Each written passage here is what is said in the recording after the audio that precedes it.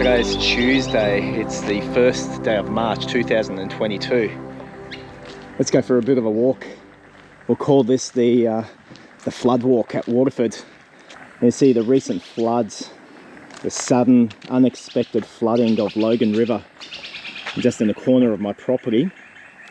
You see how high that's come, and I mean, this is the highest I've ever seen it. We've lived here since 2010. And so we've experienced the 2011 floods and the 2017 floods. This is the highest that it's ever gotten to, so it's very, very fascinating. Let's take a look outside, shall we?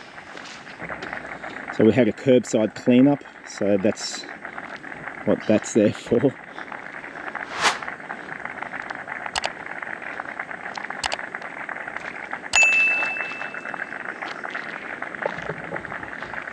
And it's just interesting, all the way down at the other end, this is Borough Road, that's Tygum Road at the other end, and from this distance it's about 800 metres away. You can just hear, and I can even see it in the distance, the rushing river is what it is. It's a river that's rushing over Tygum Road, and you can just literally hear the sound of it from this distance away.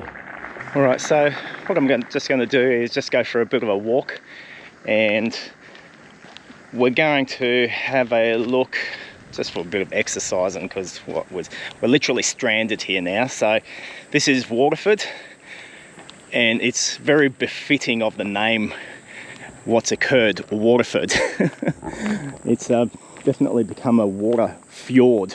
We're going to wander around the streets and come to a couple of the high flood points.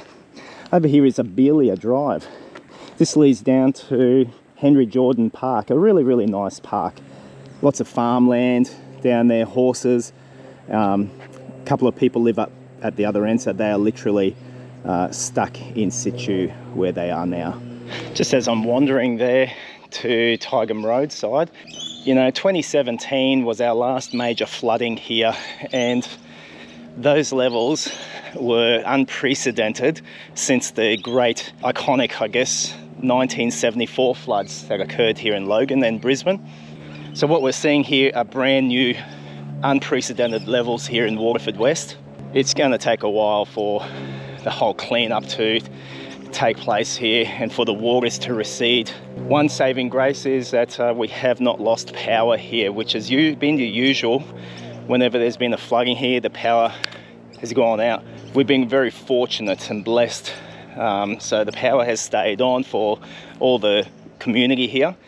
However, we did get a warning from Energex that all the houses that actually are submerged in the area here will have their power cut, obviously for safety.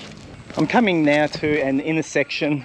It's called Tygum Road and Louise Street. Over here we have Tygum Cemetery.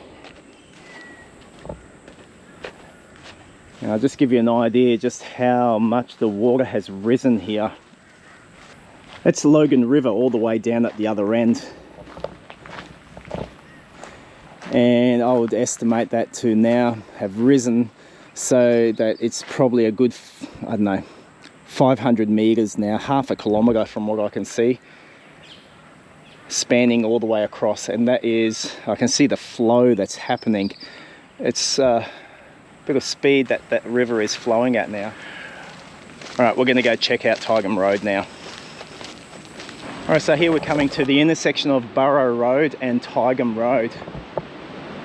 Up on this corner we have a horse adjustment and farming land with the Vietnamese farmers just a little bit further down.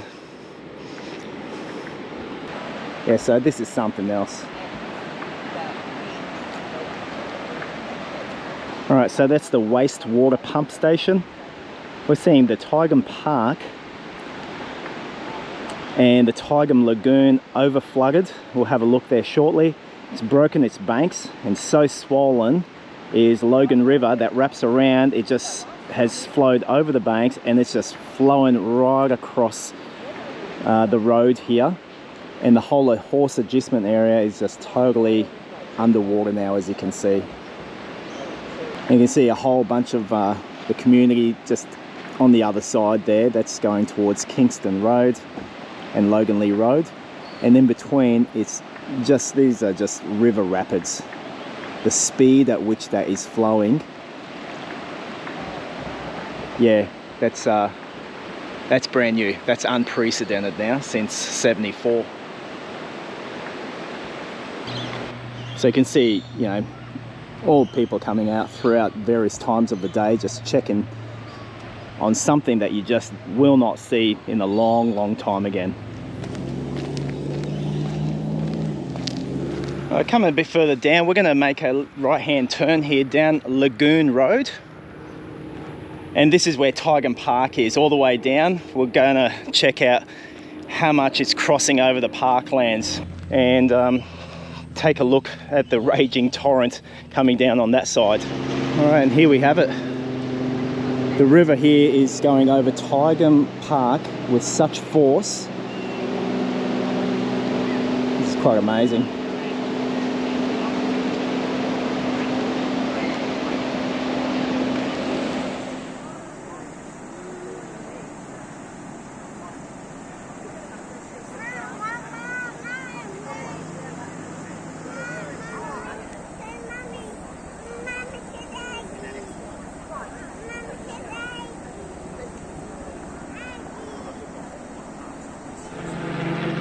Rescue chopper up there.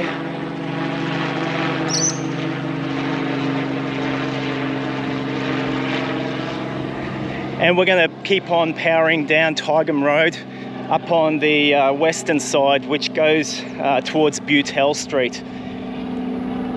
Now that particular side is closest to Logan River, and it's where Logan River breaks its banks. First, whenever there's a flood, when you look at the map of Logan River, there's a snake bend over on that side, which comes off Logan Reserve roadside. And it's such a tight corner, and the river tapers right down, so the banks just cannot hold during any large volume of water coming down Logan. And so Logan River always breaks its banks on that side, and then it gushes over into Tygum Park, Tygum Lagoon, and from there it makes its shortcut way across Tygum Road, as it is near Burrow Road, and it goes all the way across to Logan River again. It just tries to find the quickest way.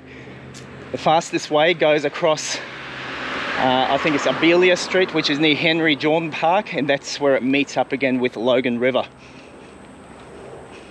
Doesn't care what's in between, doesn't care what house, what property, what adjustment, what business there is. It just goes. So just walking down Tygum Road, we're seeing a couple of properties, and the water has just, you know, come right up inside their backyards. This goes all the way towards Tygum Park over there. Slowly coming around the bend of Tygum Road, that goes up towards Butell Street. So we're going to probably see a couple of people here, as to be expected. A couple of spectators. I can see someone's even got a boat down there, so we'll go check that out.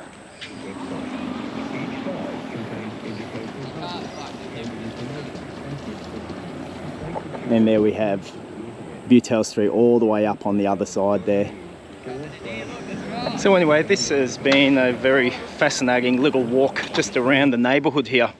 Most of the neighbours here, been talking to quite a few of them. Everyone's fine.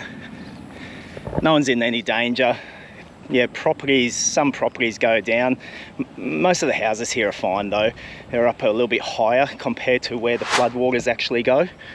These are the times when, you know, communities and neighbours come together, they talk to one another.